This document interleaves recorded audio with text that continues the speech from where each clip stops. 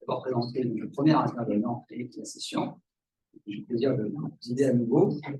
Donc, le premier intervenant est Freddy Sébastien Miluna, Yatchiri, excusez-moi pour la prononciation, ce qui signifie enseignant en langue Aymara. Donc, il a un grand intérêt pour la question de la préservation des écosystèmes endémiques et des territoires autochtones. Il appartient à la communauté du village de Poutré et dirige le forum des peuples autochtones sur les changements climatiques au Chili.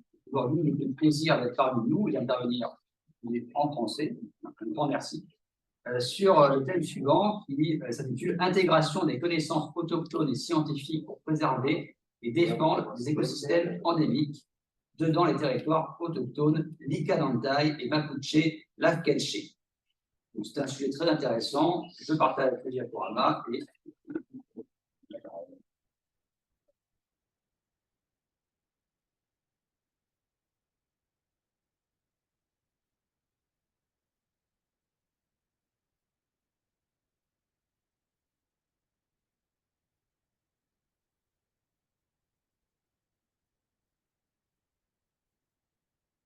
voilà. Vous avez la parole. Je peux passer mieux. Bonjour à tout le monde. Monsieur Sarah, Madame chère et co-chère, respectivement. Pour moi, c'est véritablement un plaisir partagé d'être présentiellement ici, car il y a quelques années, pas trop, mais pas des mois quand même, que j'ai passé par cet amphithéâtre en train de rédiger des dissertations et apprendre aussi les français. Alors, c'est bien d'avoir la sensation de jeunesse, encore une fois. Bon, en disant ça, je voudrais me présenter en tant que Yatchiri. Yatchiri en Aymara, comme vient nous a raconté M.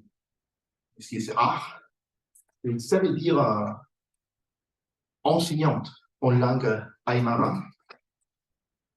Mais ce n'est pas l'enseignant forcément qui vient à l'école, vient à l'université pour avoir les diplômes. Sinon, c'est les concepts de quelqu'un qui partage leurs connaissances. Et parmi ces partages de connaissances, on peut avancer vers la sagesse. C'est une co-construction en communauté. Alors, je vous invite aujourd'hui à que nous faisons cet exercice pour Yatchiri de partager des connaissances. Bon, qu'est-ce que je voudrais partager avec vous aujourd'hui? Aujourd'hui, c'est une co-construction aussi, c'est-à-dire il y a des personnes qui ont participé à ces travaux. Parmi eux, la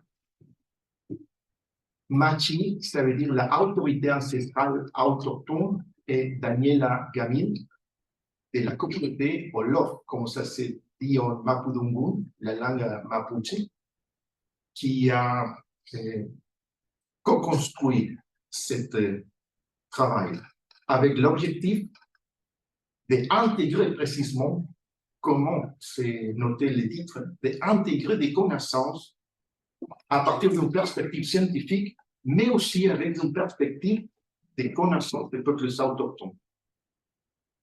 Ici, on rencontre notre premier défi. Comment on puisse se diriger de façon égale entre la connaissance autochtone et la connaissance scientifique. Ça, c'est le premier défi. Pourquoi je vous dis tout de suite que c'est un défi? Parce que l'histoire, pas seulement moderne de la science, et je ne parle pas seulement des sciences sociales, sinon des sciences naturelles, sont venues chez les communautés, soit autochtones ou aussi des communautés locales, pour expliquer des phénomènes selon leur point de vue, qui bien sûr c'est légitime. Cependant, il y a une légitimité aussi depuis le point de vue de la connaissance autochtone. On va développer un peu plus ce défi et les autres dans le cadre de cette intégration des connaissances, des perspectives, et aussi dans le cadre de l'émergence ou urgence climatique qui touche les territoires autochtones en Amérique latine et au Chili aussi. Alors, on passe à la prochaine diapositive. Et en petite pause, je voudrais avoir un petit souvenir de mon professeur Bruno Latour,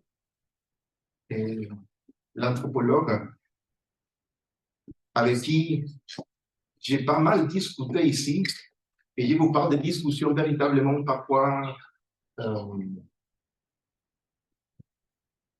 pas trop tranquilles, mais toujours assez enrichissantes, et je vous dis honnêtement, il ne me manque pas seulement à moi, Monsieur Latour. J'espère que toute sa connaissance puisse nous accompagner aujourd'hui et dans le futur, surtout dans le contexte de l'Anthropocène. Bon,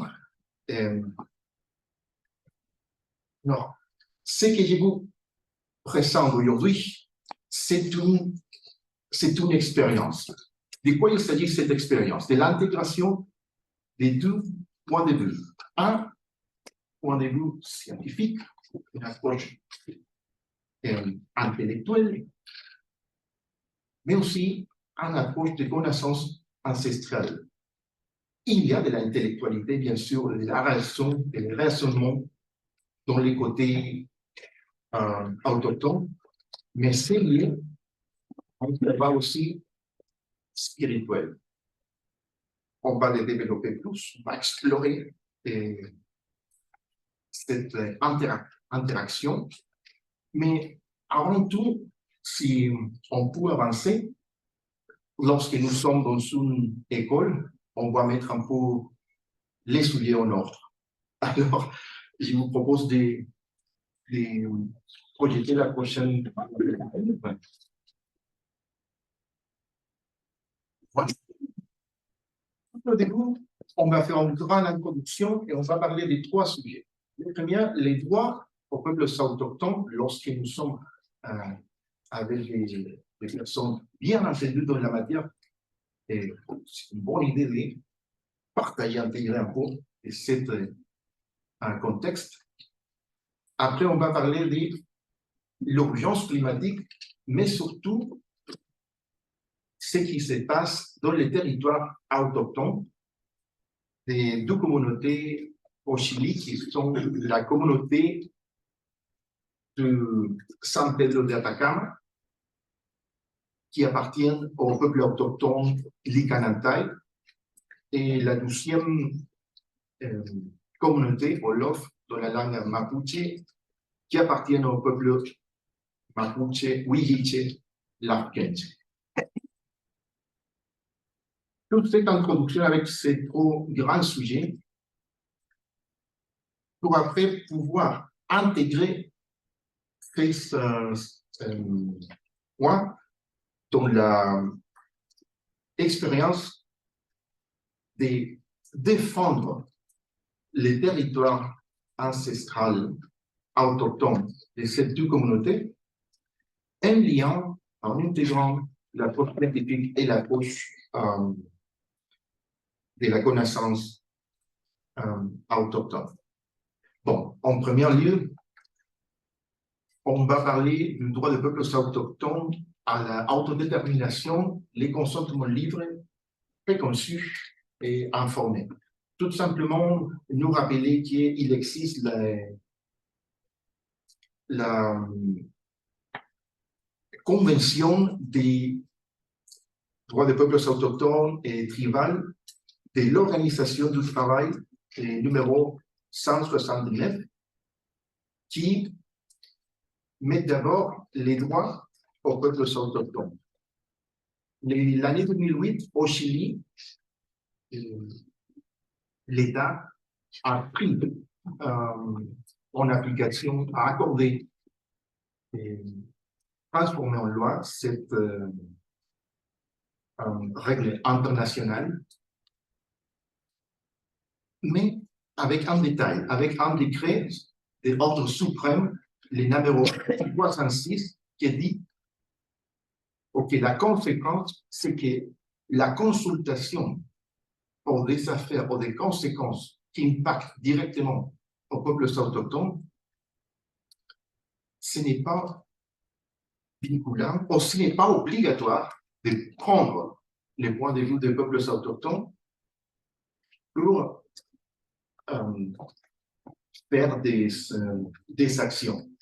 C'est-à-dire, c'est une consultation, mais il a un droit à avoir des voix, à partager des points de vue, mais pas vraiment à choisir. Alors, on peut observer, je vous résume tout à cause du temps, on peut résumer qu'il y a une tendance au Chili à donner la parole à la communauté autochtone, mais sans véritablement s'éveiller à les respecter forcément.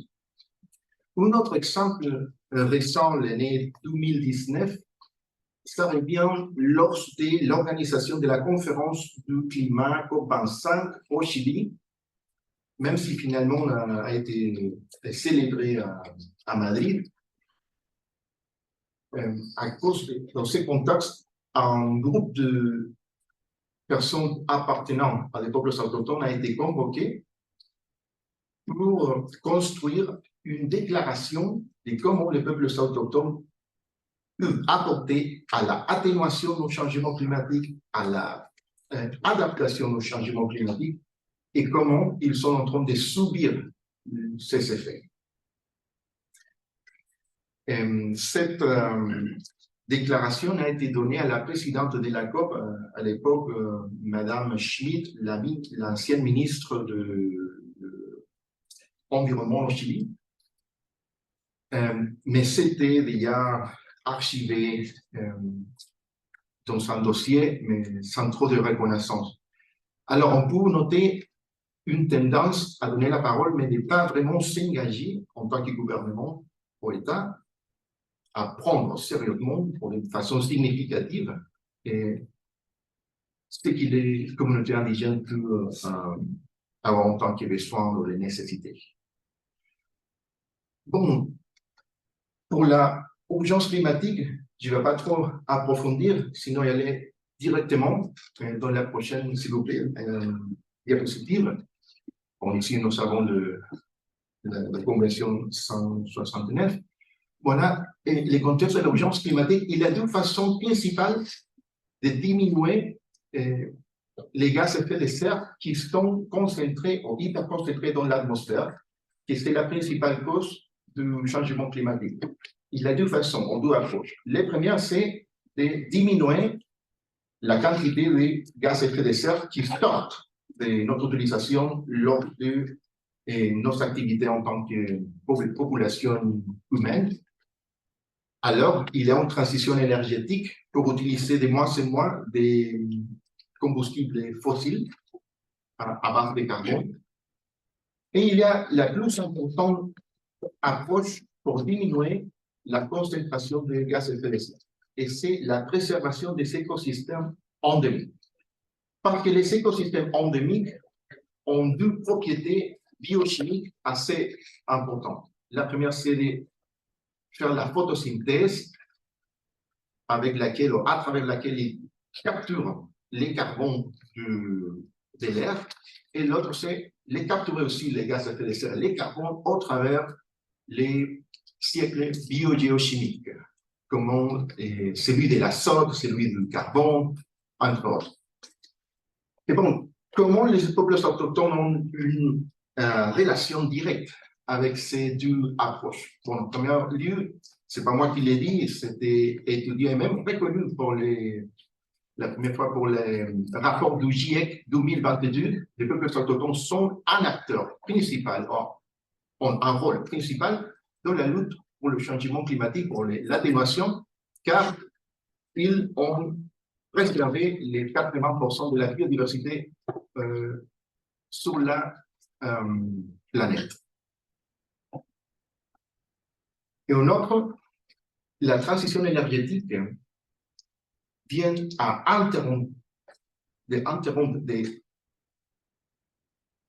avoir des conséquences lors de leur installation sur des territoires autochtones, mais aussi pour réussir à la transition énergétique, nous avons besoin de la capacité à fabriquer des technologies. Et cette technologie a besoin des matériaux chimiques qui se trouvent sous la forme de minéraux et sont véritablement concentrés dans le désert d'Atacama. Je vous parle de lithium et je vous parle de cuivre parmi eux.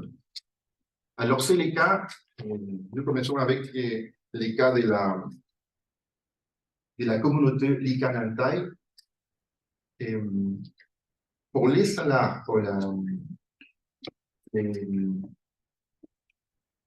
l'écosystème endémique du nord du Chili, c'est une concentration de sel assez importante, mais avec de l'eau, qui produisent des plantes véritablement bien adaptées à ces conditions extrêmes, de salinité et de stress hydrique.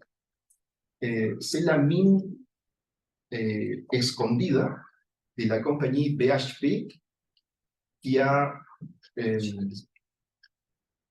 utilisé pas mal de ressources hydrologiques du salar de Punta Negra.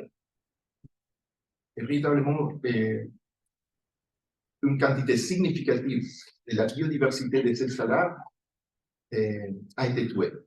Et aujourd'hui, les différentes équipes de recherche sont en train d'essayer des approches, des techniques ou des méthodologies pour les rendre vivants ou atténuer cet impact environnemental. Ce n'est pas quelque chose assez différent ce qu'il passe avec les salars d'Atacama, où se trouve le lithium, avec la différence que les cuivres, c'est quelque chose, un minéraux métallique, c'est-à-dire plus solide, lorsque les lithium, c'est en poudre, mais mixé avec de l'eau. Alors, pour les extraire, il faut l'extraire avec beaucoup plus d'eau. Et la solution pour atteindre cet impact environnemental, c'est de mettre de l'eau comme une sorte de boisson isotonique gigantesque pour l'écosystème.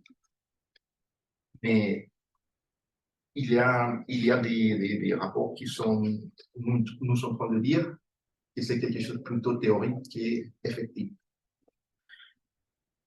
Bon, la communauté a lutté, mais l'écosystème est déjà véritablement de façon significative touché. Mais qu'est-ce qui s'est passé maintenant à Frutillas, la région du lac au Chili? J'ai dit le lac parce qu'il y a beaucoup de lacs. La communauté Mapuche, la French, ça veut dire une communauté de la terre, mais aussi de l'eau, et tous en langue de Mapudungun, a reçu la nouvelle année 2022 de la construction. Si vous me donnez 2 minutes, je termine. A reçu la communication du service d'impact environnemental du Chili, qui dépend du ministère de l'Environnement, pour la construction d'un projet d'un parc éolien appelé Loma Verde. Et ce parc est ici à respecter en général la loi, mais tous les aérogénérateurs qui sont posés dans les écosystèmes endémiques, qui sont des zones humides, a projeté de construire des aérogénérateurs sur des zones humides. Et lors de la présentation du projet auprès de la communauté autochtone et la communauté civile, la compagnie a été consultée de pourquoi ils ont pensé à construire des aéronefs sur une zone humide. Et la réponse a été parce que c'est légal. Et en effet, il existe une loi de préservation des zones humides au Chili, mais ces zones humides sont reconnues que dans les territoires urbains, c'est-à-dire à côté des centres urbains ou des villes. Mais lorsque la zone humide est hors du territoire urbain, c'est-à-dire dans les territoires urbains, il n'est pas reconnu. Alors, il peut être intervenu par ce type de grandes constructions. Après, il y a une approche autochtone qui dit la zone humide, elle a de la vie. Il y a des plantes qui sont considérées de la web, ça veut dire des médicinales, qui ont l'esprit de nous nourrir et nous récupérer de certaines maladies. Alors que c'est légal de transporter et transplanter cet arbre dans une autre zone. Une façon de l'atténuation légale, c'est de remplacer cet arbre qui peut avoir environ 600 années pour un autre arbre jeune, c'est 80 ans. Et depuis le point de vue des peuples autochtones, Mapuche, et la Kenzie, c'est tuer un arbre en esprit et mettre un autre, rien à voir, qui doit avoir son propre développement. Et là, si on prend cette fait depuis le point de vue écologique, c'est vrai que c'est rien à voir un arbre qui a 6 ans avec une autre qui va se développer, ok, se trouve dans son état de développement de 80 ans et l'âge maximal puisse avoir 900 ans. Alors ici, nous avons une approche légitime entre les savoir-faire scientifiques et aussi les savoir-faire des peuples autochtones. L'OFF, la communauté, a travaillé en organisant une table ronde avec des professionnels de l'environnement comme moi et des martis et des autres personnes d'autorité ancestrale pour préparer, pour co-construire des documents pour arrêter la construction de cet parc éolien. Et pour l'instant, le parc est arrêté et est en train de répondre à cette observation du point de vue scientifique et du point de vue autochtone. Et bon, merci de votre temps de m'avoir écouté. C'est l'histoire que j'ai eu besoin de vous partager. C'est pour ça que je suis venu au Chili. Merci beaucoup pour votre invitation.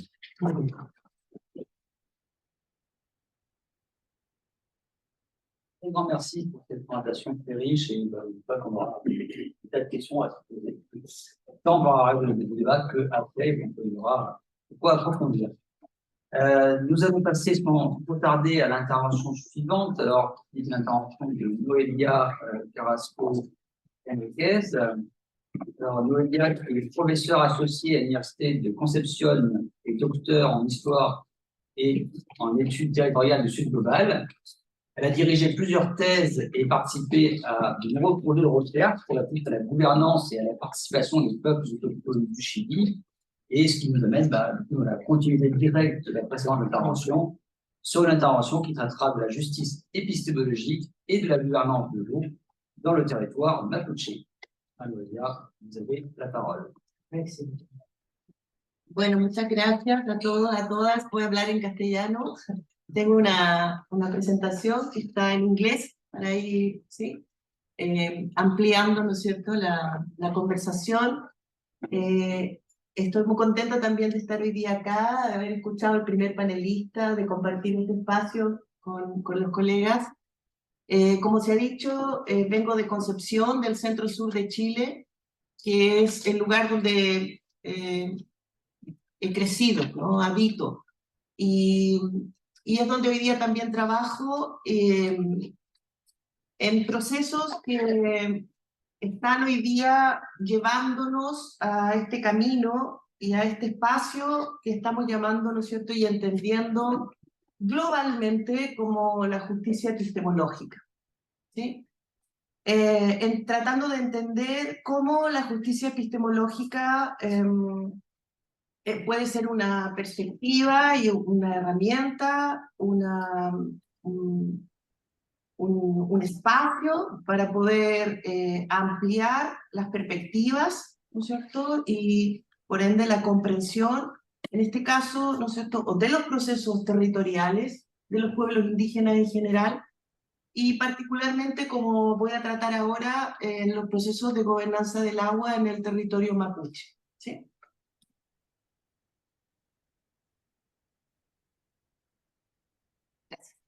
Bueno, tratando de entender un poco la justicia epistemológica, ya decía antes Freddy, ¿no es cierto? En esta perspectiva estamos pensando en la simetría entre los distintos sistemas de conocimiento. Estamos reconociendo a los científicos o al conocimiento científico de Occidente, pero también estamos reconociendo los saberes propios, especializados también, de los pueblos indígenas, ¿no? En América Latina, todos deben saber, hablamos mucho de diálogo de saberes como una perspectiva que nos anima a esta simetría, a esta mayor justicia justamente epistemológica, pero también estamos hablando hoy día, y especialmente en el marco y en el contexto del cambio climático, de diálogo intercientífico. Y esto es porque las propias personas, ¿no? Nos han planteado por qué nosotros tenemos ciencia y ellos solo tienen saberes. ¿Por qué no reconocemos también en los pueblos indígenas el desarrollo de conocimientos especializados con una profundidad y una complejidad y una autoridad? Deepness, complexity, and an authority. ¿Dijo? Había un problema con la traducción. Sí, No hay.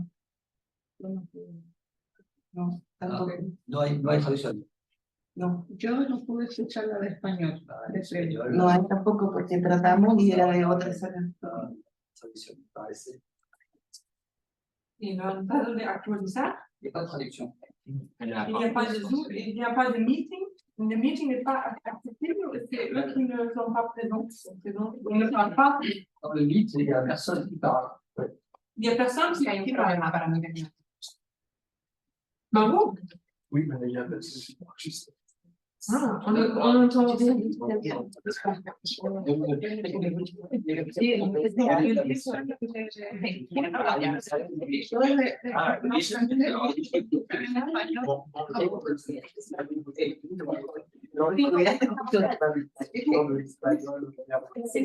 Et les autres langues,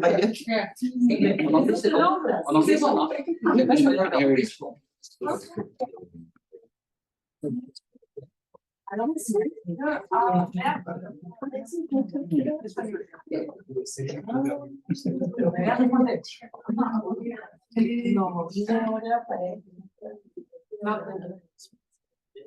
Pas l'espagnol, alors. Pas le français, va l'espagnol. Oui, c'est marrant.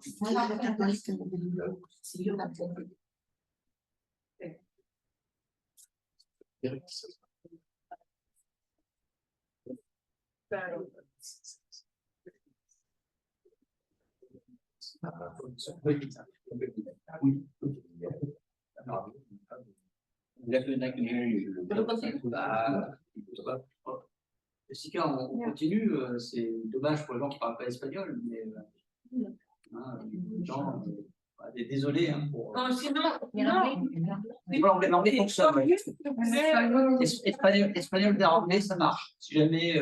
C'est Ah, assez espagnol. essentiel. Oui, c'est sûr. Alors, on parle, je sais pas, on fait une pause de 3 minutes. Ok, 3 minutes de pause. Ok. C'est juste au français. C'est juste vers le français. C'est vrai? C'est pas, ça ne concerne pas l'anglais. Ok. Parfait. L'espagnol. Ok. 3 minutes. Au 5 minutes. Au maximum.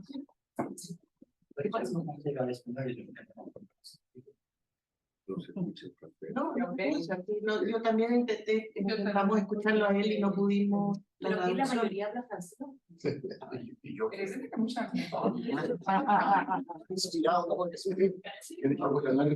Porque hablo lento, estaba tratando de hablar lento para entender.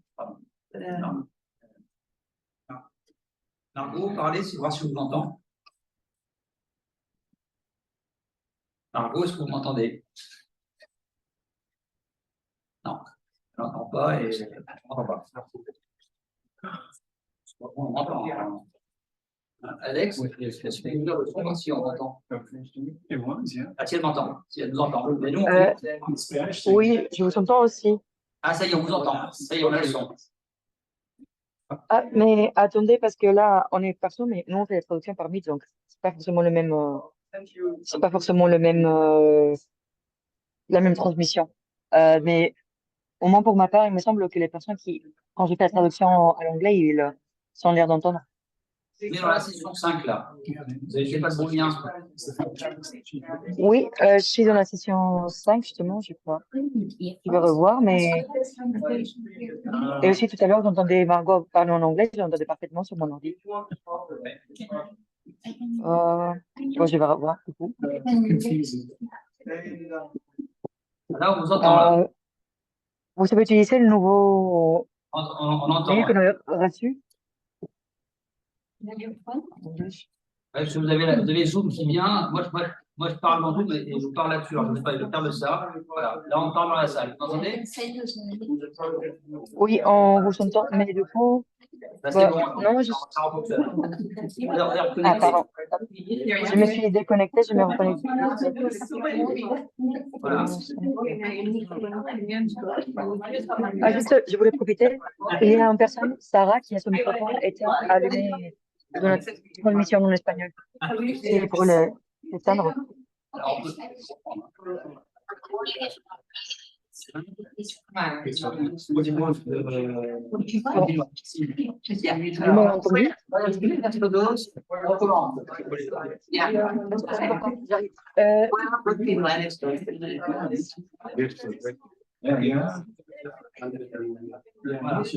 ¿Les traducen al inglés? Pardon? ¿A las traducciones te pueden traducir al inglés? Je viens de l'éteindre, mais je l'avais activé. Attends, je revois. Oui. Je revois. Alors, il faut éteindre Zoom et remettre Teams par contre. Ah, pardon. Alors, remettre le Meet.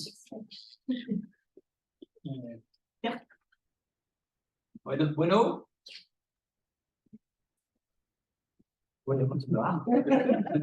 Muy bien, gracias. Bueno, retomando entonces, estaba conversando respecto de cómo hoy día el encuentro, ¿no es cierto?, entre los sistemas de conocimiento, el entendimiento, la búsqueda de la justicia epistemológica, supone entender también cómo los propios pueblos indígenas consideran y posicionan su propio conocimiento frente a los otros conocimientos, ¿no? Y cómo esa relación entre conocimiento es fundamentalmente, ¿no es cierto?, y está fundamentalmente marcada por condicionantes de tipo político, ¿no?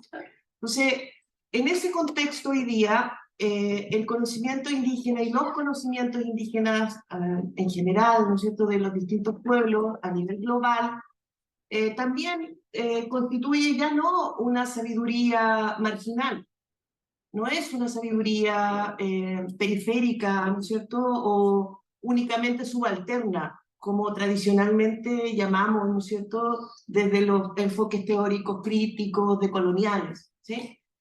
Hoy día, en el contexto del cambio climático, a nivel global, las sabidurías indígenas son sabidurías estratégicas, ¿sí?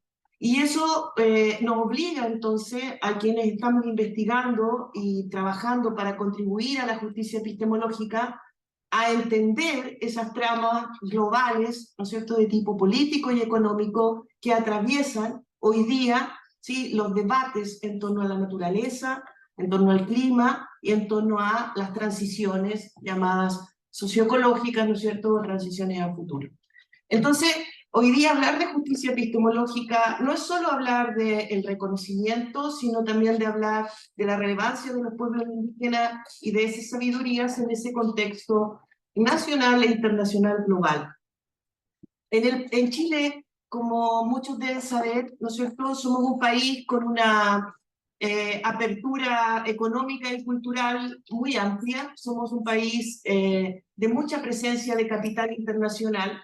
Por lo tanto, se hace quizá más urgente que en otros países que nosotros entendamos justamente el contexto internacional, los debates internacionales, para poder comprender también la dinámica, ¿no es cierto?, y los procesos que se juegan en los territorios entre los grandes capitales transnacionales, energéticos, ¿no es cierto?, y en general de carácter extractivo, ¿no es cierto?, que se llama a toda aquella industria que genera un impacto en los ecosistemas que no es capaz de subsanar, ¿sí?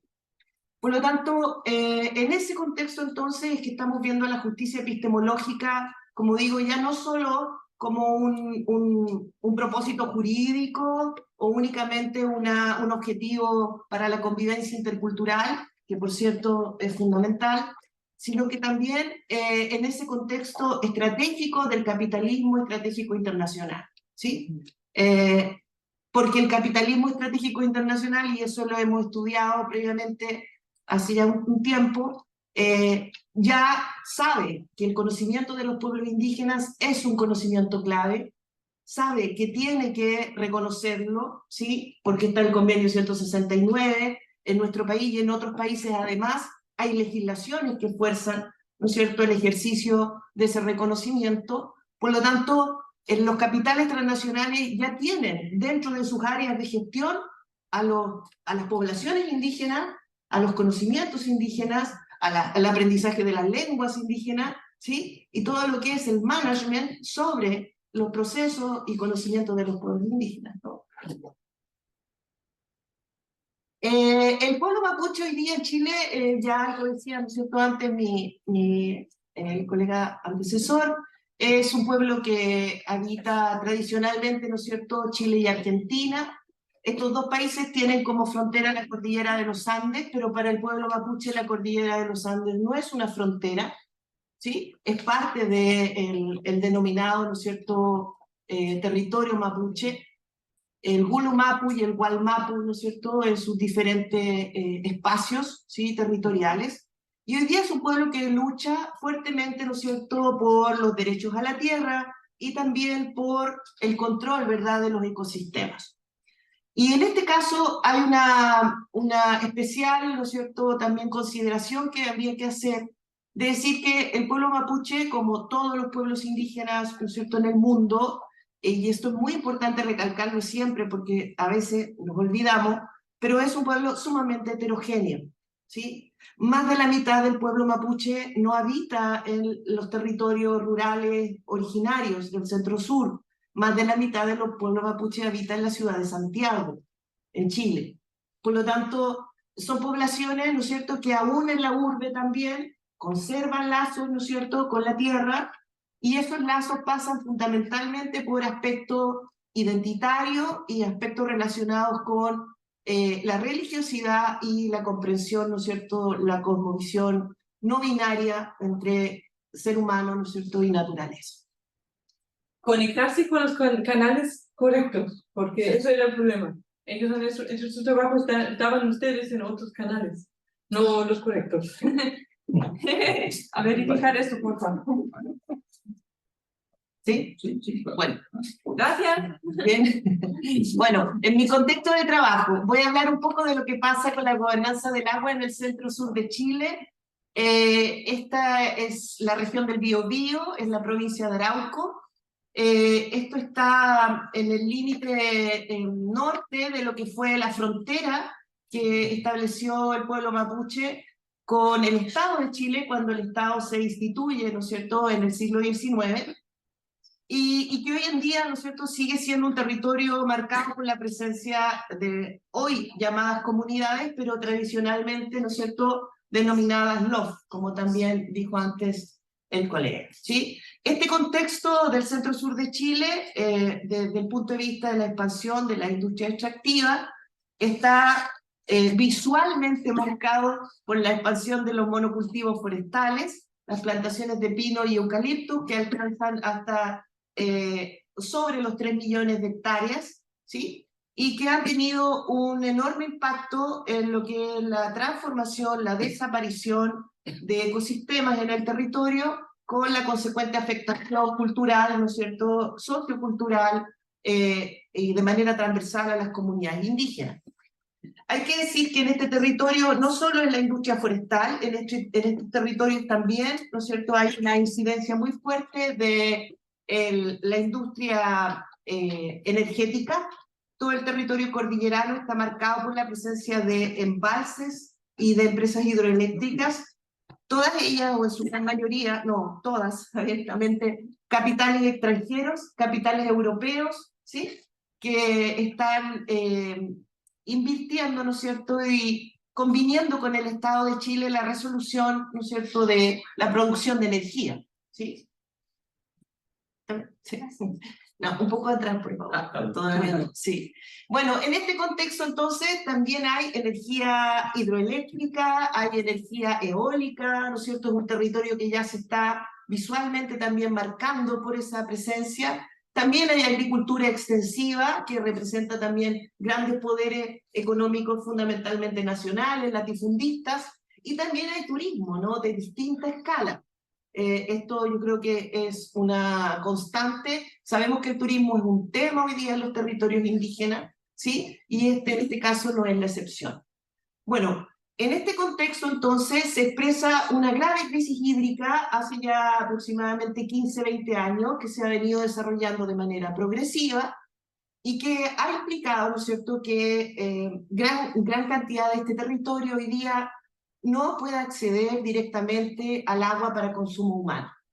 De tal forma que están siendo abastecidos, ¿no es cierto?, por el Estado, que debe invertir para comprar aguas, ¿no es cierto?, y distribuir a las familias en condiciones muy básicas y suministrando agua también en cantidades elementales, lo que permite evidentemente una sobrevivencia mínima y lo que hace entonces avisorar que con esas condiciones, ¿no es cierto?, esta población nunca va a poder salir tampoco del estado de vulnerabilidad, ¿no es cierto?, en el cual se ha encontrado históricamente, ¿no? Entonces, a ese estado de vulnerabilidad histórico, hoy día se le agrega la crisis hídrica, agudizándolo, ¿no es cierto?, y marcando un punto de inflexión o un punto crítico directamente relacionado, como vamos a ver, con la justicia epistemológica. Ahora sí. La gobernanza del agua del territorio mapuche es hoy día un gran desafío en Chile, ¿sí? Como en todos los países, el tema de la gobernanza hídrica sabemos que ha comenzado a ser, ¿no es cierto?, materia de debate, materia de legislaciones, materia de creación de institucionalidades.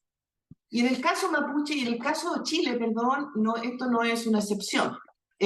No obstante, nosotros hoy día en Chile todavía no tenemos una ley de gobernanza propiamente tal, lo que está favoreciendo que las empresas privadas, fundamentalmente las empresas forestales en el centro-sur de Chile, se estén restando de los procesos, ¿no es cierto?, que están siendo convocados. Porque mientras no lo fuerce la ley, están diciendo que entonces no se sienten ni están obligados, ¿sí?, a participar, por lo tanto no lo van a hacer, ¿sí? Ese es el estilo y el espíritu también de un país neoliberal, ¿verdad?, donde el capital transnacional o nacional, porque el capital de las empresas forestales es fundamentalmente de grandes capitales nacionales, que también se expande hacia el exterior, por cierto, son dos familias fundamentalmente, las más poderosas, ¿no es cierto?, que son dueñas de las dos más grandes empresas forestales del país, ¿sí?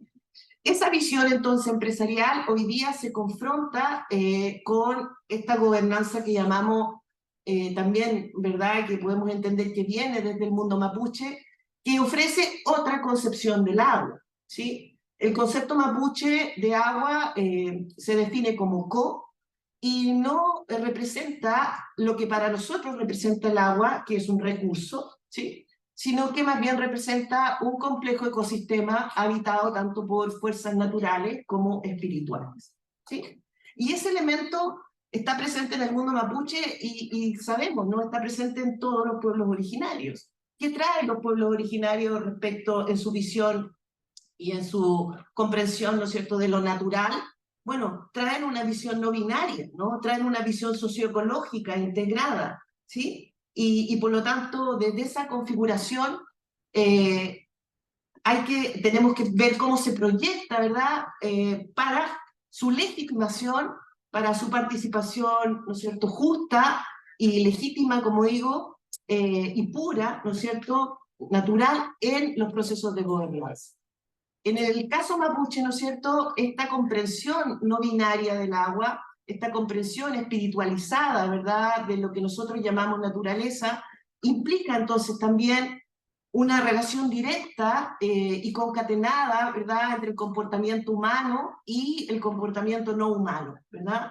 Llamando por no humano lo que nosotros entendemos como lo físico, biológico, pero también para los pueblos originarios, ¿no es cierto?, entendiendo lo no humano en el plano de la espiritualidad y la religiosidad.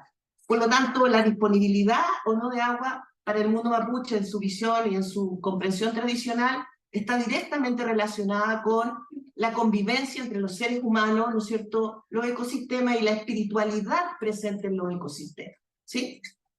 Bien, hoy día entonces esa comprensión, y estamos trabajando, ¿no es cierto?, científicamente, pero también políticamente, hoy día en este contexto nosotros no podemos hacer investigación sin pensarla también políticamente, ¿no es cierto?, son acciones políticas directamente, que estamos trabajando para poder contribuir a que esos procesos de gobernanza que concentran a múltiples actores, ¿no es cierto?, con múltiples intereses, con múltiples puntos de vista, den lugar también legítimamente, ¿no es cierto?, a estas comprensiones indígenas, ¿no? Entonces, ¿por qué la injusticia epistemológica, ¿no es cierto?, en la gobernanza del agua? Primero, nosotros, gobernanza hoy día es un término, sabemos, súper de moda, la gente no lo entiende bien, hay que decirlo, en los territorios la gente no sabe de qué estamos hablando, ni de qué se habla muchas veces cuando se habla de gobernanza, pero lo mismo pasa con otros términos, ¿no? O sea, venimos 20 años hablando de sustentabilidad, y en muchas partes las personas aún no entienden, ¿no?, a qué nos referimos cuando hablamos de sustentabilidad. Hemos tenido algunas conversaciones, algunos diálogos, en la línea de lo que planteaba antes también Freddy, con especialistas, ¿no es cierto?, mapuche, y la verdad es que cuando hemos conversado sobre lo que para nosotros, ¿no es cierto?, en Occidente académicamente o políticamente es la sustentabilidad, la verdad es que ellos se toman la cabeza, ¿no?, porque nos dicen que en realidad esa es una manera de vivir, ¿sí? No es un concepto tecnocrático, ¿no?, ni apellido de ninguna política, ¿no?, ni mucho menos si le ponemos el apellido de sustentable al desarrollo, ¿no? O sea, ¿de verdad me están hablando de eso? Es como cuando nosotros hablamos de soluciones basadas en la naturaleza, ¿no? ¿Han escuchado ese término? Sí, hoy día es el top de la agenda de los científicos, ¿no? Y los pueblos indígenas nos dicen, ¿en serio que van a basar sus soluciones en la naturaleza? ¿Sí? Como, ¿en serio van a mirar a la naturaleza ahora? ¿Sí? Van a tratar de entender. Es decir, cómo nosotros y nuestra ciencia, ¿no es cierto?, más vanguardista, pareciera ir descubriendo cosas nuevas que los pueblos indígenas nos van diciendo que en realidad no tienen nada de nuevo, ¿no? Y más aún nos están diciendo que nuestras comprensiones son versiones distorsionadas, ¿sí?, interesadas, ¿verdad?, que desvían además, ¿no es cierto?, el sentido hondo, ¿verdad?, de estos conceptos. Entonces hoy día, en esos escenarios de debate sobre estos conceptos, El trabajo se basa justamente en visibilizar, como decía, esa otra epistemología, pero siempre reconociendo que el conocimiento mapuche, ¿no es cierto?, es un conocimiento marginalizado, pero que debe ser reconocido por su legitimidad como conocimiento para el cuidado del agua, ¿no? Porque el pueblo mapuche, y en general, ¿no es cierto?, los pueblos indígenas, y en el caso que estamos estudiando, representan, ¿no es cierto?, y poseen sistemas de comunicación y de relación con los ecosistemas que aseguran el cuidado y la presencia, ¿no es cierto?, permanente, ¿no es cierto?, de estos recursos, ¿no? O de lo que para nosotros son estos recursos, ¿no? Entonces, la pugna hoy día se produce en cómo esas visiones ocupan un lugar justo y legítimo en un contexto donde la gobernanza está controlada por los aparatajes tecnocientíficos, ¿no es cierto?, del Estado, donde los privados se toman el derecho o no de participar en la medida que el Estado, un Estado como el nuestro, ¿no es cierto?, tan deficitario en estas materias, aún se les permite, ¿no es cierto?, poder ausentarse y poder ignorar, en definitiva, cualquier proceso que suponga, ¿no es cierto?, la articulación de actores y, por ende, la articulación de epistemología y de perspectivas. Aquí entonces hablamos de la resistencia del poder privado, ¿no? Aquí no es la resistencia de los pueblos indígenas, aquí es la resistencia de las transnacionales, ¿sí?, que se acogen a la ausencia de ley para poder evitar sumarse a los procesos de gobernanza del agua y con ello restarse, impedir el avance de estos procesos y a su vez bloquear, ¿no?, obstaculizar cualquier iniciativa, ¿no es cierto?, que busque poder justamente visibilizar y avanzar, como decía, en perspectiva de justicia epistemológica. Hoy día estamos con un proceso en Chile, en la zona que presenté antes en la gráfica, estamos con un proceso en 3 comunas de generación de planes de gobernanza hídrica. En 2 comunas tenemos alta presencia de comunidades indígenas que están en la provincia de Arauco, y en ninguna de esas comunas las empresas forestales han querido y han aceptado firmar los compromisos de la gobernanza, ¿sí? Ellos han asistido, se han informado, ellos han conocido, ¿no es cierto?, la importancia y el carácter, ¿verdad?, de las visiones, ellos saben todo lo que está pasando, más toman la opción de resistirse y con ello bloquear, impedir el avance, ¿no es cierto?, de estos procesos, ¿sí? La misión de la investigación es identificar esta resistencia, ¿no?, y darnos cuenta del juego del capital transnacional en el control de los recursos y sobre todo en lo que es el juego ante la presencia, ¿no es cierto?, de los conocimientos indígenas. Hay herramientas internacionales que nos permiten presionar a ese poder privado, ¿no es cierto?, y a ese poder transnacional. En alguna instancia probablemente se va a seguir llegando a ello. En Chile hay mucha experiencia y muchos casos que han llegado a nivel internacional porque el Estado no tiene la capacidad de resolverlo, y probablemente en el campo de la gobernanza del agua sea un campo donde también lleguemos a ese ámbito. Si me apuras para ir terminando, sí, ahí, atrás, el último. Solamente decir algunas cosas también en curso, ¿no? Hoy día, como ya decía, también el Estado está en un proceso de generación de legislación sobre el tema.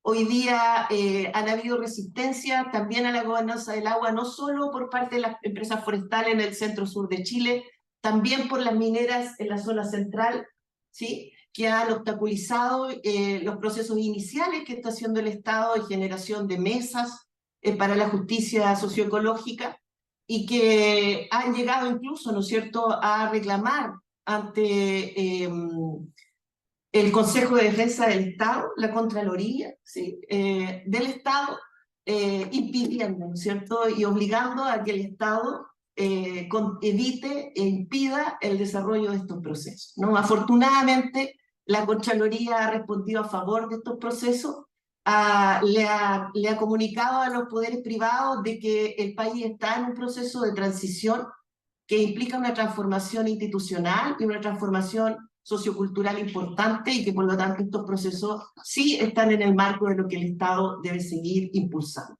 ¿no? No obstante, me interesaba mostrar esta otra resistencia, la importancia y la presencia y el poder político y económico, ¿no es cierto?, de este bloqueo que tienen estos procesos, y que de alguna manera, ¿no es cierto?, también dan cuenta hoy día de los desafíos que tenemos en el campo de la justicia epistemológica en torno a los sistemas socioecológicos, particularmente la gobernanza del agua. Muchas gracias. Perdón el retraso.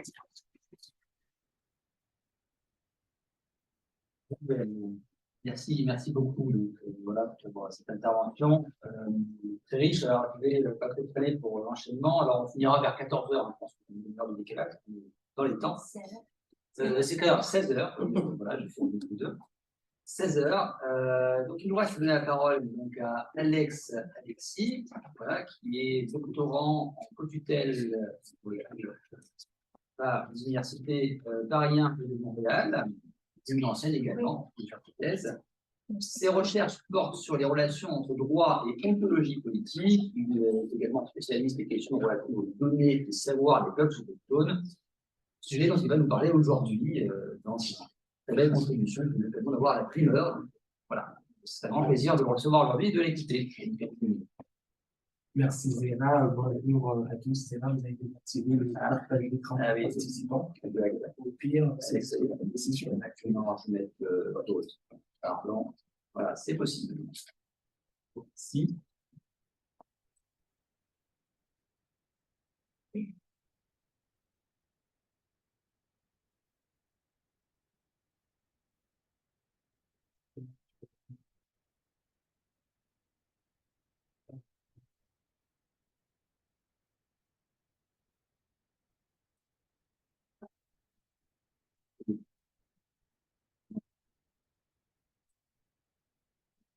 C'est pas le bon truc que vous parlez.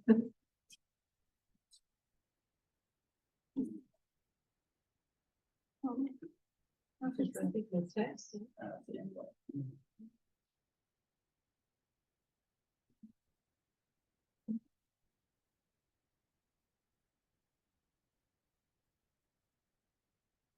va le faire directement. C'est plus simple. Alors,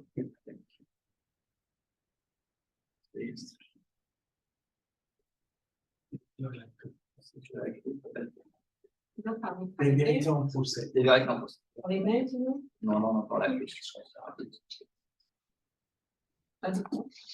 Je peux commencer avec la Oui, voilà. pendant que vous Bien. faites ça. Parfait. Merci. Je suis heureux d'être ici parmi vous. J'ai appris beaucoup de choses. Je pense que je vais devoir raccourcir aussi certains aspects de ma présentation qui ont été trop bien abordés par les deux participants précédents. Alors, next.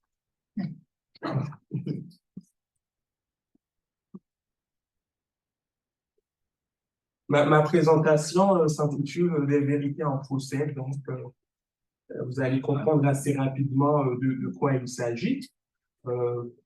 Pour débuter, je vais commencer par une petite contextualisation et pour introduire une notion qui me sera chère au cours de la présentation, celle d'ontologie. On va parler ontologie. Et puis, je vais préciser le problème, poser l'hypothèse et avancer avec l'étude de deux cas comparés.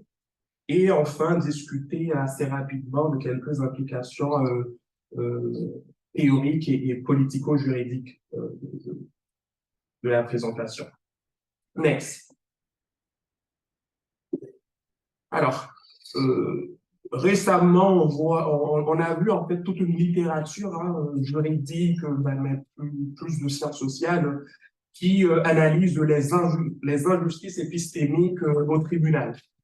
Donc, le concept d'injustice épistémique de Miranda Fricker, qui est l'une des principaux auteurs l'ayant conceptualisé, donc renvoie à l'idée d'un tort fait à une personne procédant notamment par déni de sa qualité de connaisseur.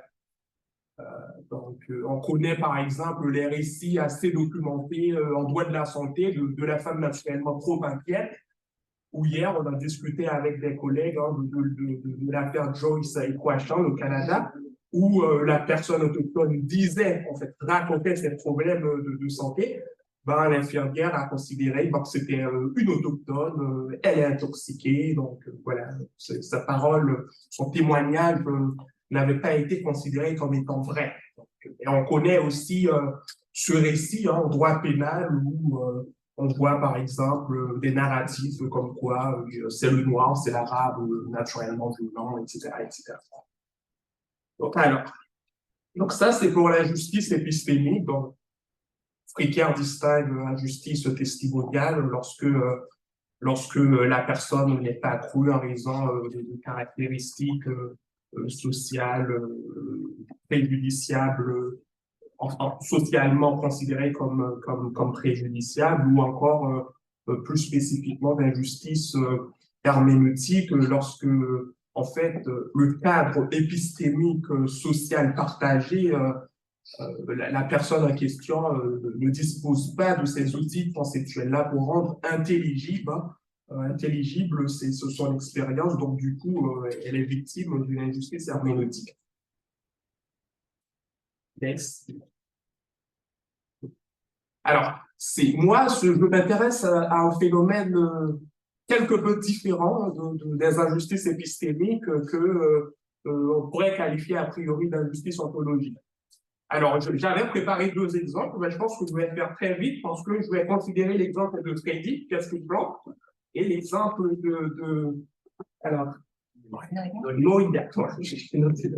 Noïa, ben, qu'est-ce que l'eau? Qu'est-ce que c'est que l'eau? Là, on parle d'ontologie. Alors, la distinction, elle est simple. L'ontologie s'intéresse aux entités postulées comme existant dans le monde, c'est-à-dire l'ontologie pose la question de ces entités qui peuplent le monde. Qu'est-ce qu'un chien? Qu'est-ce qu'on trouve sur une montagne? Qu'est-ce que c'est que l'eau? Etc. Alors que l'épistémologie va s'intéresser, dans un second temps, aux entités, à la connaissance des entités postulées par l'ontologie. C'est-à-dire qu'il n'y a pas un moyen très sûr, très cadré de démontrer l'ontologie. L'ontologie, on le postule. Donc, la science, l'industrie, etc., va postuler, par exemple, que l'eau, c'est une ressource. Ben, les Mapuches vont dire, non, c'est pas une ressource, c'est pas ça du tout. C'est une entité naturelle, dotée d'esprit, etc., etc. Et avec les peuples autochtones, on peut trouver plusieurs exemples. L'exemple aussi a été donné par Freddy pour la question de la plante. Alors, les 2 exemples que j'avais préparés pour expliquer la différence entre ontologie et épistémologie, ben, c'est l'exemple bien connu des masques-copies qui ont été mises en vente à Paris. Donc, parce que, voilà, pour les vendeurs et pour le monde des biens culturels, ben, ils voyaient qu'un masque, en fait, qu'un artefact. Alors que pour les Hopis, un peuple autochtone habitant en partie au nord de l'Arizona, c'est pas du tout ça. C'est un katsina, ce que les autres appellent masque. Alors, pour eux, c'est leur katsina, c'est leur ami, et ça permet en fait la médiation entre le monde physique d'ici et là et le monde des esprits. Alors, déjà, par la petite histoire, le jour même de la vente aux enchères, il y a une femme qui a pénétré dans l'enceinte de la salle et a crié, mais c'est bon, vous vendez des êtres vivants. C'est-à-dire, elle sous-tend que les katsinas sont des êtres vivants, mais pas une ressource à vendre, pas un bien culturel à mettre sur le marché, etc. Pareil, ça s'est produit, je vais passer rapidement, dans une juridiction américaine, hawaïenne, donc, où justement, il y a les Hawaïens qui revendiquaient les restes humains de leurs ancêtres en vertu de la NACRA et d'autres législations pertinentes. Et ce qu'ils avançaient, c'était que les restes humains sont comme des êtres vivants, en fait, parce qu'ils posséderaient toutes les caractéristiques des êtres vivants. Alors, ce qu'a fait le juge, sans autre forme de procès, sans expliciter sa position, il a requalifié le savoir hawaïen en croyance. Il dit, ah oui, c'est qu'une croyance personnelle. Voilà. Donc, alors, la position du problème. Pourquoi ça pose problème, ce genre de requalification du savoir autochtone en croyance? On sait que, depuis quelques années, depuis au moins les années 80, il y a une prolifération à l'échelle internationale, comme à l'échelle nationale, d'instruments juridiques visant à respecter protéger et promouvoir les savoirs autochtones. Alors, parfois, ces instruments vont parler de savoirs traditionnels, de savoirs locaux, de savoirs autochtones de manière interchangeable. Et non seulement ces instruments visent à protéger les savoirs autochtones, mais on constate aussi, je pense par exemple, pour donner quelques exemples, à la Convention sur la diversité biologique, à la Convention 169 de l'OIT, et à partir de 2015, avec l'accord de Paris, il va y avoir un shift où on va dire, l'accord de Paris va dire, article 7.5, que globalement, les savoirs autochtones ne sont pas que des entités à protéger, comme on protégerait l'environnement par exemple, mais ce sont aussi des entités pour protéger, c'est-à-dire que ça a une valeur épistémique. Les savoirs autochtones peuvent servir à protéger l'environnement. Et lorsqu'on analyse de plus près ces instruments-là, je pense par exemple aussi aux instruments de l'UNESCO, des déclarations de l'UNESCO sur la science ouverte ou encore déclarations de l'UNESCO sur la science et les chercheurs scientifiques. On voit aussi qu'il y a pas mal de principes méta-épistémiques qui sont propulsés pour organiser la relation entre savoir autochtone et savoir scientifique, ce qui a été l'objet de la présentation de Freddy. Alors, ça dit par exemple, il ne faut pas, alors je vais citer un instrument précis, c'est la Déclaration des Nations Unies sur les droits des paysans, qui dit clairement il faut arrêter la discrimination envers les savoirs des paysans qui peuvent être par ailleurs autochtones, locaux, etc. Donc, ça dit il ne faut pas ipso facto considérer que la science a raison, il y a seulement raison, elle seule a raison et pas les autochtones en tant que tels.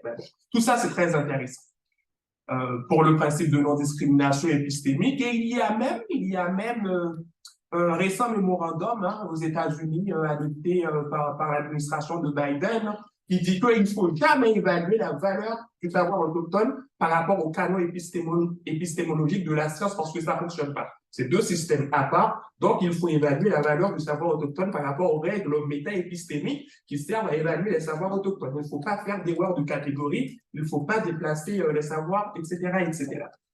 Donc, c'est dire que il y a quand même pas mal de provisions juridiques, que ce soit à l'échelle internationale ou nationale, qui visent quand même à bien respecter, protéger et promouvoir les savoirs autochtones. Mais sauf que le législateur, qu'il soit international ou national, qualifie de savoir autochtone n'est jamais défini. Alors, qu'est-ce que savoir autochtone? Les textes le disent rarement. Et on le sait, next. Oui.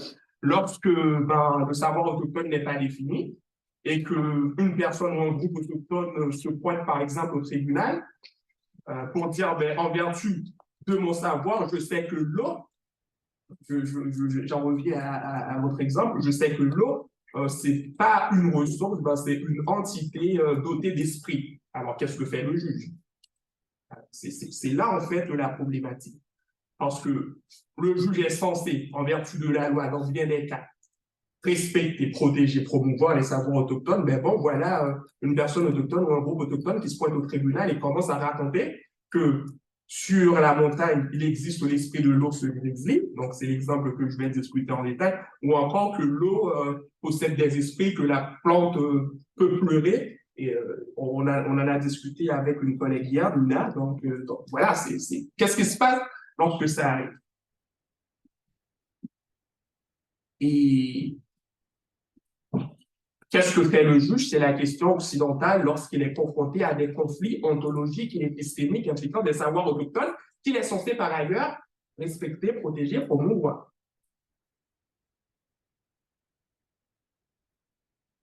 Donc, je vous avais préparé 2 questions, mais le temps me fait défaut. En plus, je pense que ce n'est pas le bon forum pour poser ces questions parce que, voilà, si je demande, par exemple, vous voulez passer, totalement, par exemple. Si je demande, par exemple, à à Freddy, qu'est-ce qu'on trouve sur une montagne? Bon, probablement, il va gagner. Il va dire, mais bon, peut-être on retrouve des plantes, des animaux, mais aussi des esprits. Mais dans d'autres forums, je pose la question et les gens répondent, ah ben, on trouve des moutons, des plantes, etc., mais jamais des esprits. Alors que lorsque je leur pose la question inverse, qu'est-ce qu'une donnée? Ben, qu'est-ce qu'une donnée? Ben, bon, on commence à hésiter, ou ils disent des choses très contradictoires. Et ça, c'est intéressant pour moi et je vais dire pourquoi, justement.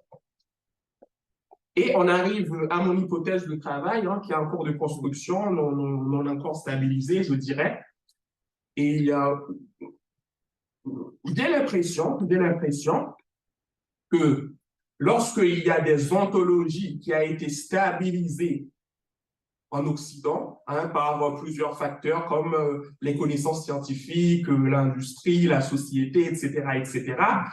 Donc, un savoir autochtone qui vient énoncer une ontologie alternative différente est systématiquement requalifié en croyance, en culture, en spiritualité, en superstition, etc. Sous-entendu, ça n'a jamais vraiment une valeur épistémique en tant que telle. Donc, ça va être le cas, par exemple, de l'eau. Si je peux parier, si par exemple une communauté autochtone se pointe au tribunal et avance que l'eau, par exemple, est une entité dotée d'esprit, probablement, très probablement, le juge va requalifier ça en croyance. Parce que tout le monde est censé, apparemment, savoir qu'est-ce que c'est que l'eau. Bon, c'est-à-dire l'eau a une ontologie stabilisée. En revanche, c'est là la deuxième partie de mon hypothèse, je dis que lorsque les ontologies sont suspectées douteuses, c'est-à-dire on est en face à des ontos, à des êtres non encore stabilisés dans leur ontologie, c'est là que ça devient intéressant. Parce que le juge, il est mal armé, parce que ces entités ne sont pas ontologiquement stabilisées, pour dire que le savoir autochtone dit faux, ou c'est qu'une croyance. Ce que j'appelle les entités non encore ontologiquement stabilisées, ça va être par exemple l'embryon. Qu'est-ce qu'un embryon? Vous connaissez le débat. C'est très difficile de dire qu'est-ce qu'un embryon, qui fait que parfois le législateur va trancher, et c'est intéressant de voir que c'est le législateur qui peut être amené à dire parfois qu'un embryon devient être humain à partir de 14 jours. Donc c'est arbitraire ça, pourquoi pas 13, pourquoi pas 15, etc. Donc, c'est là, c'est une entité nouvelle, l'embryon.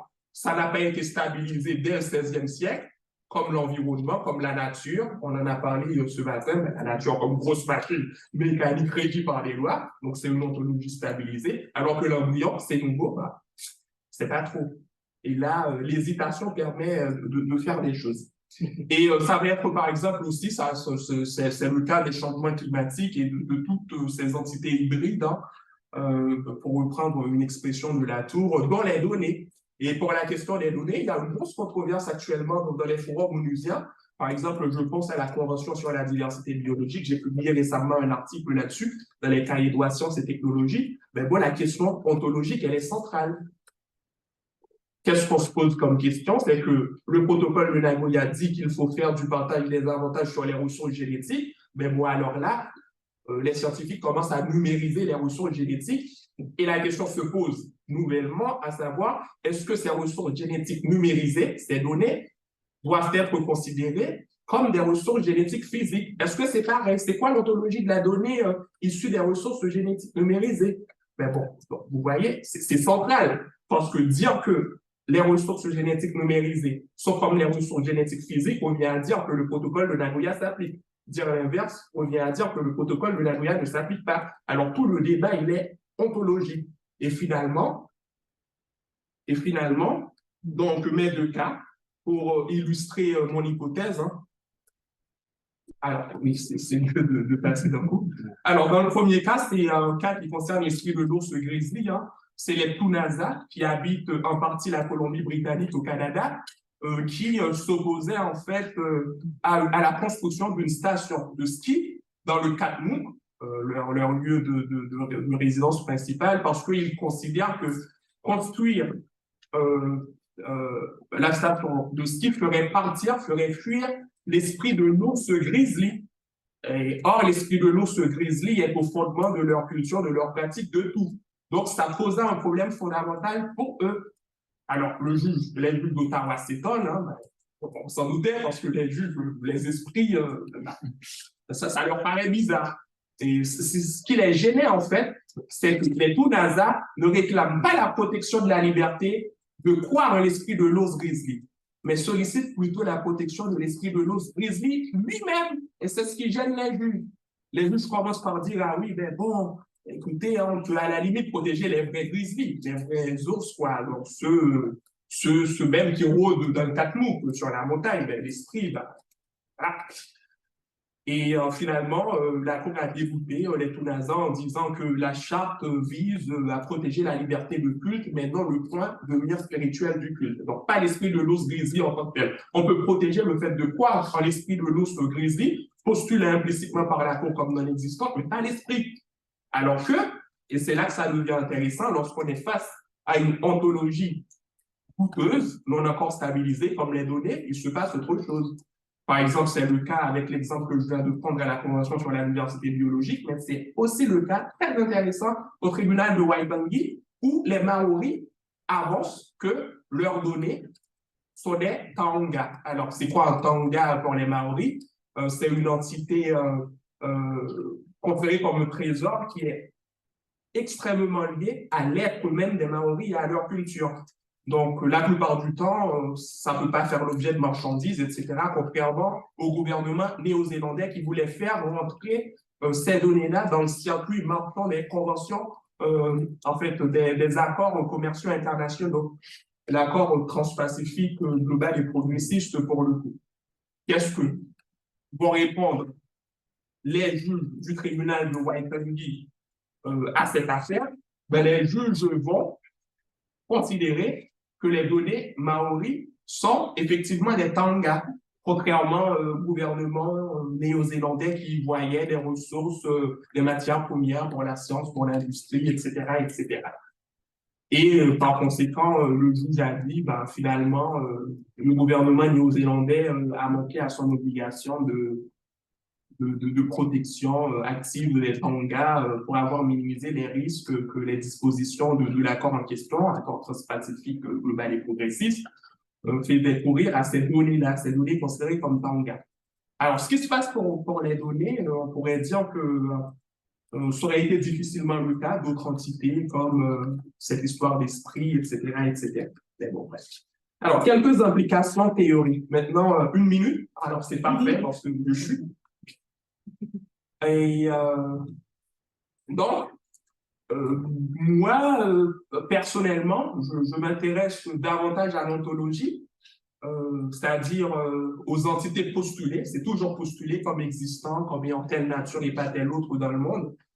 Et davantage à l'épistémologie, davantage qu'à l'épistémologie, parce que il y a un risque, en fait, à s'intéresser qu'à la dimension épistémologique, en supposant qu'on parle toujours de la même chose, c'est-à-dire qu'on parle toujours de la même ontologie. Parce que si tout le monde considère, par exemple, ça fait de l'eau, c'est une ressource composée de matière chimique, etc., il va forcément y avoir une velléité de comparaison, de hiérarchisation des savoirs autour de l'eau.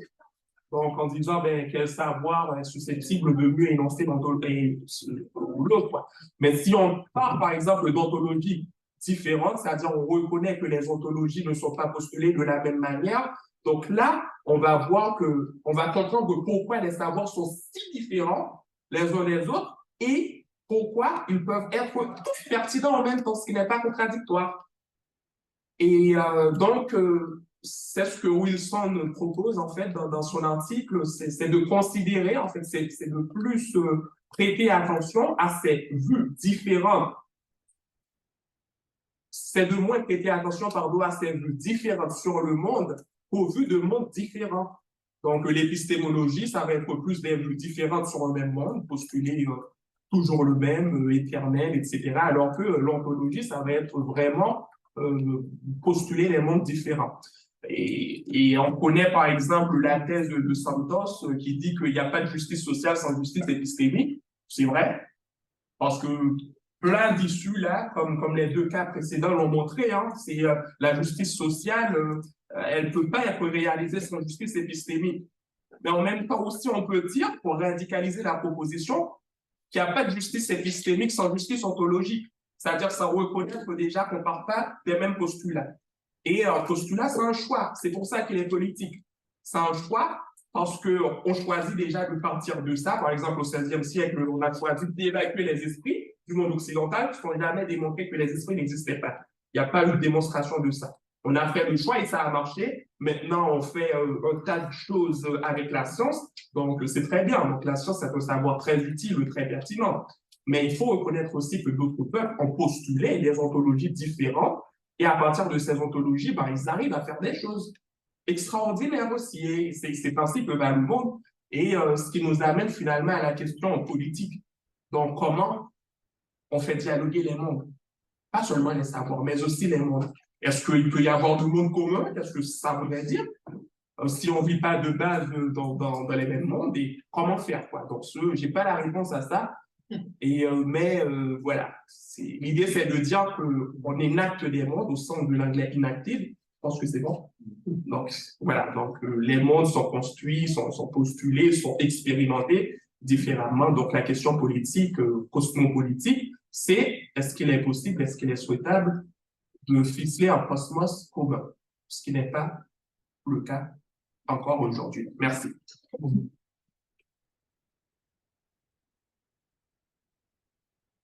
Je vous remercie pour cette présentation vraiment passionnante, à la hauteur de l'aperçu qu'on a vu. On a très peu de temps pour les questions et pourtant il y en aurait beaucoup. Alors, soit quelqu'un dont l'assistance veut poser la question, il n'y en aura qu'une, sinon j'en ai une éventuellement, mais ce sera la bonne. Hein. Ouais, non, alors. C'est la question. Alors, moi j'ai une question, hein, je me d'avoir une question naïve, plutôt qui s'adresse à Freddy, mais qui peut s'adresser à tout le monde. En fait, mon interrogation, c'est la différenciation des savoirs scientifiques et des savoirs autochtones. Et est-ce que finalement, en différencier les deux, ce n'est pas une forme de minoration du savoir autochtone, scientifique? Et alors, en même temps, je vois avec l'interaction qu'on vient d'avoir que les deux ensemble, enfin, les deux choses sont pareilles. On a des épistémologies différentes. Donc, voilà, pour une première question, réaction, et puis Tout d'abord, je voudrais faire un commentaire. Donc, je suis biologiste de la base.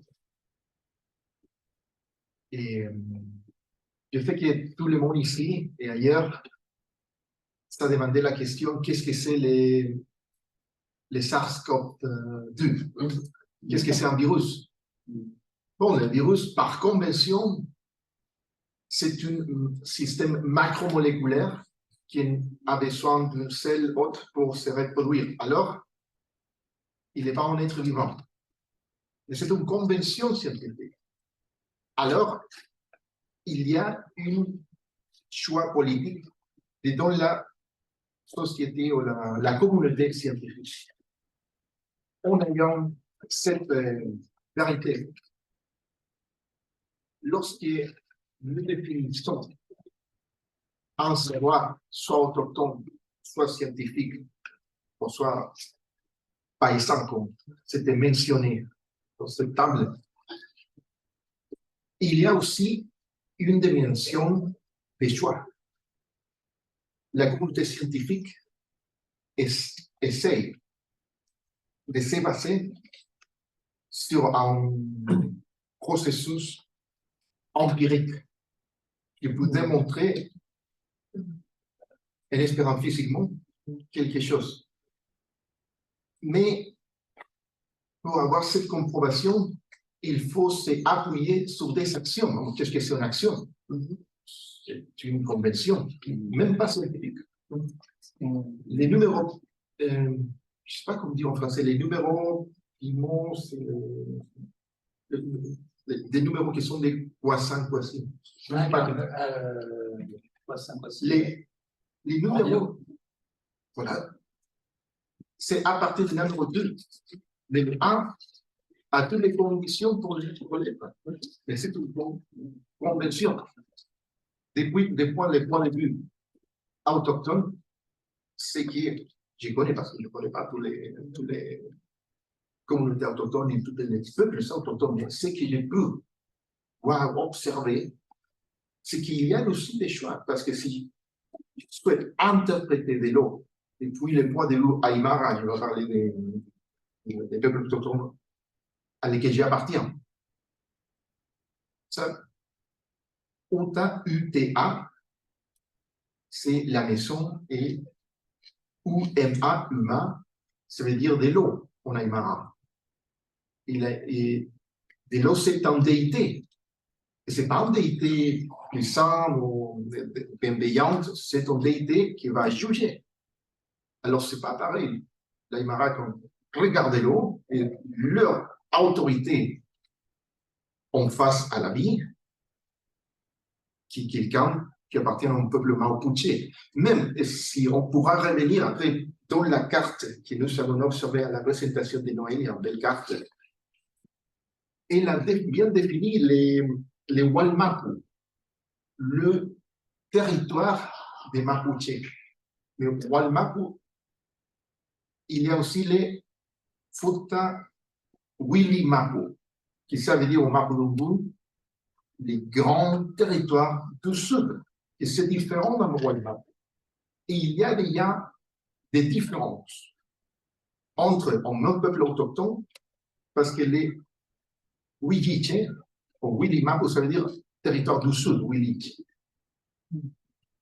Alors, il y a aussi une auto-reconnaissance et aussi un choix de comment interpréter les choses. Et la réponse qu'il faut apporter, mais il faudra les développer plus. Oui, écoutez, hein, moi, je n'aurais pas grand-chose à ajouter, c'est donc de dire, oui, c'est bon, Freddy a parlé d'action, moi je parle je parle de postulat, ouais, c'est à peu près le même univers, la même chose, c'est-à-dire des choix qu'on fait pour pouvoir développer une connaissance sur la base de ce choix par la suite. Quitte à revenir sur ce choix, si par exemple on voit que par tâtonnement, la connaissance qu'on tente d'y développer par la suite, voilà, ne colle pas. Donc, c'est un peu ça aussi, un peu caricaturalement. Avec la crise environnementale, bon, on a défini l'environnement d'une certaine manière, en excluant d'autres aspects. On a fait le choix de définir l'environnement, la nature, peu importe, avec des caractéristiques qu'on connaît. C'était un choix ontologique. Personne n'a jamais démontré que la nature, c'était vraiment ça. Et là, par exemple, on voit des publications poindre récemment, la nature reprend ses droits, par exemple. C'est-à-dire que là, on voit que peut-être les dimensions qu'on a exclues par choix politique, pas par démonstration en tant que telle, donc ça commence à poser problème. Changement climatique, d'autres phénomènes extrêmes, etc., etc. Et là, on essaie de revenir à l'ontologie pour dire finalement, qu'est-ce que c'est que la nature?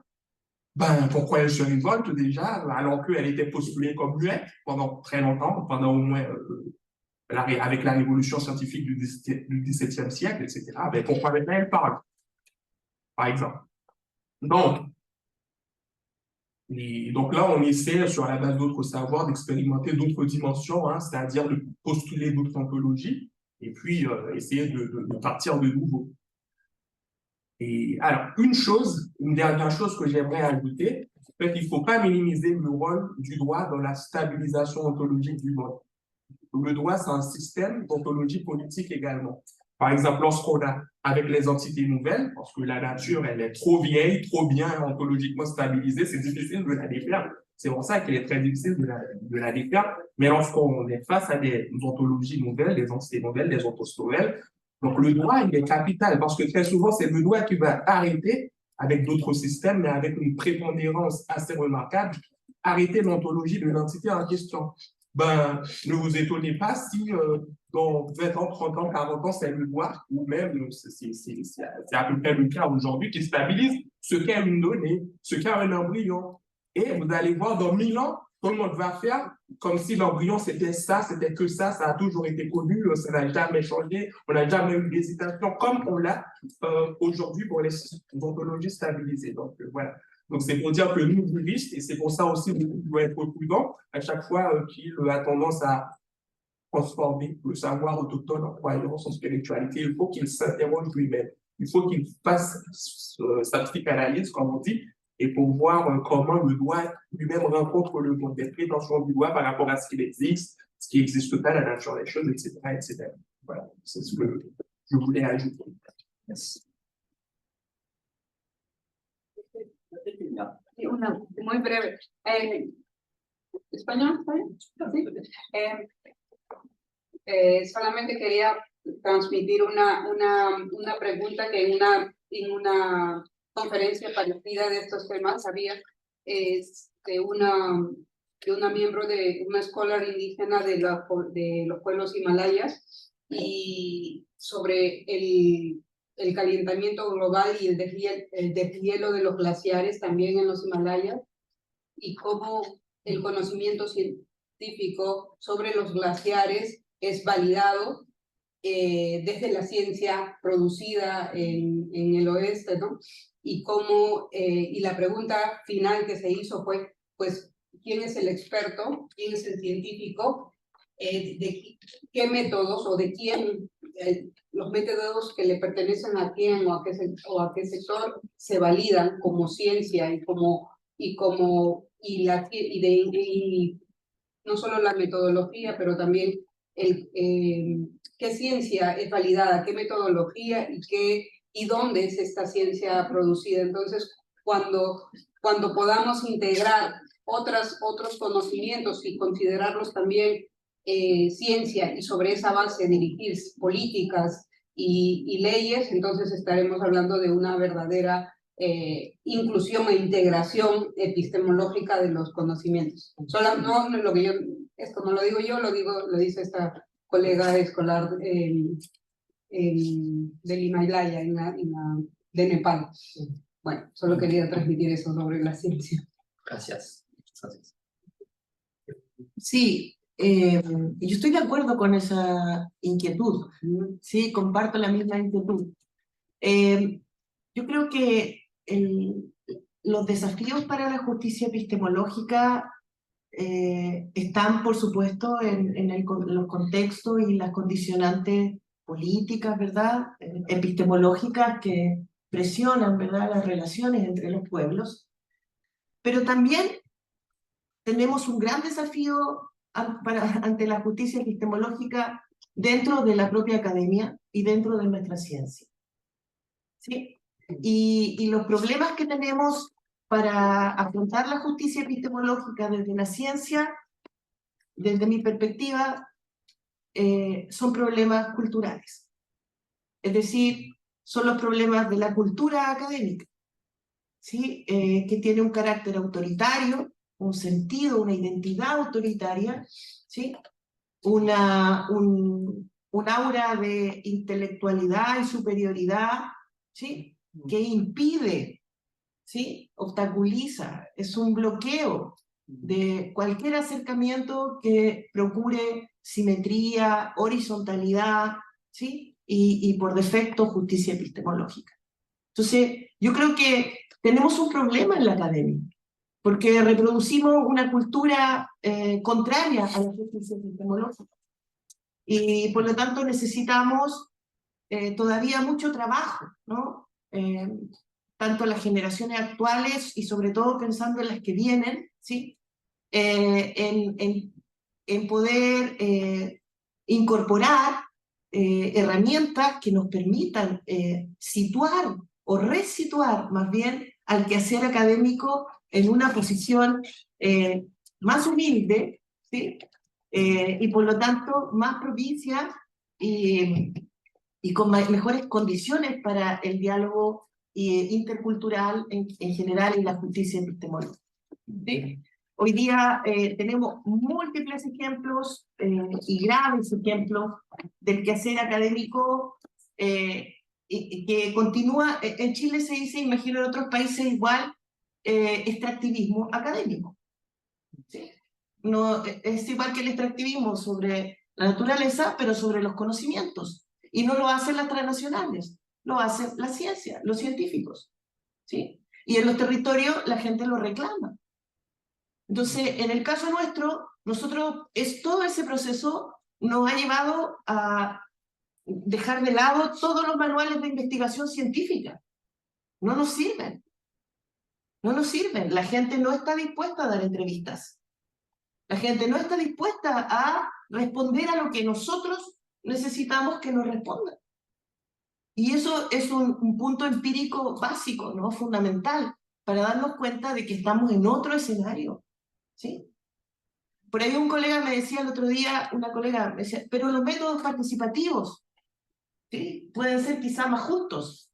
Y yo creo que no, tampoco.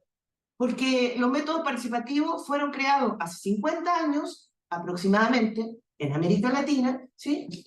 En otro contexto, donde se esperaba que América Latina pasara del subdesarrollo al desarrollo. Y no había crisis ecológica, ¿sí? Y no había ninguna de las conciencias de las desigualdades de género, ¿sí? Económicas, ¿verdad? Políticas que tenemos hoy.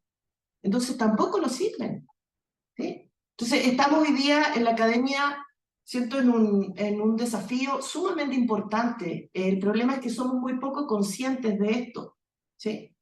Y solo algunos núcleos de investigación están hoy día comprendiendo, ¿sí? Que su paradigma es insuficiente.